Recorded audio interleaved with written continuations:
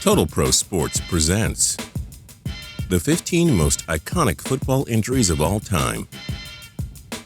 Football is the most popular sport in America, but it is also one of the most dangerous. Countless players have suffered very severe injuries that have damaged or ended their careers. With big players tackling and hitting each other on virtually every play, the sport brings a lot of physicality and injuries. Here are the 15 most iconic football injuries of all time. Number 15, Mark Mariani. A world-class return man for the Tennessee Titans, Mariani suffered an awful injury in a preseason game in 2012. He broke his left tibia and fibula after two teammates got caught between him and he snapped his leg. Now part of the Chicago Bears, Mariani's ability to come back from the injury has been an inspiring story. It remains to be seen how long he'll play for. Number 14, Bill Gramatica. It's safe to say that Gramatica had the most disappointing celebration of all time. The former NFL kicker made a 43-yard goal for the Arizona Cardinals and had celebrated as if he had won the Super Bowl. That he didn't do, as he tore his ACL and didn't return that season. Given how infamous he's become for the injury, it's become part of sports lore. Number 13, Marcus Lattimore.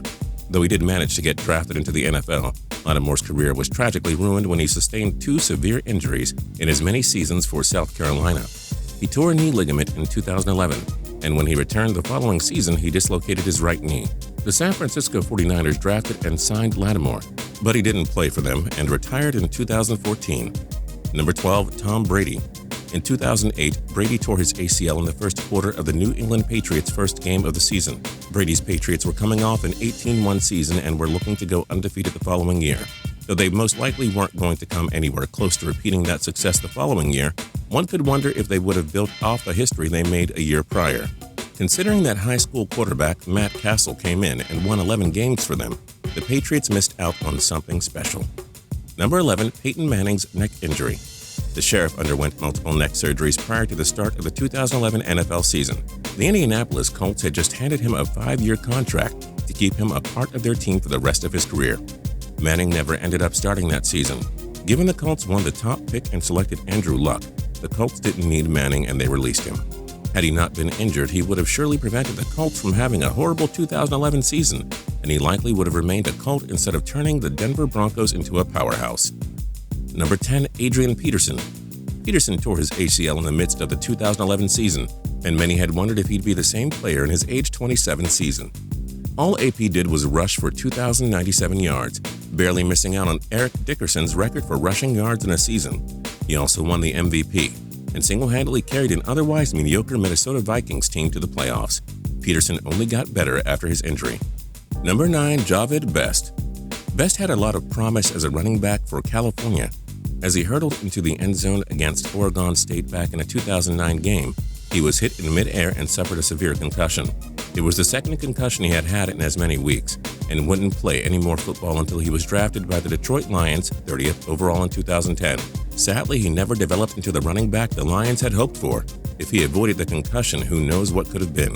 Best was out of the league by 2012. Number 8, E.J. Henderson. Henderson was just reaching his full potential in the NFL, enough so that the Minnesota Vikings gave him $25 million over 5 years in 2006. The one-time Pro Bowl linebacker broke his left femur back in a 2009 game after his leg twisted in gruesome fashion. Henderson did return and was selected to play in the Pro Bowl in 2011, but he never played again after that season, as his leg injury surely did its damage to prevent him from playing much longer. Number 7, Mike Utley.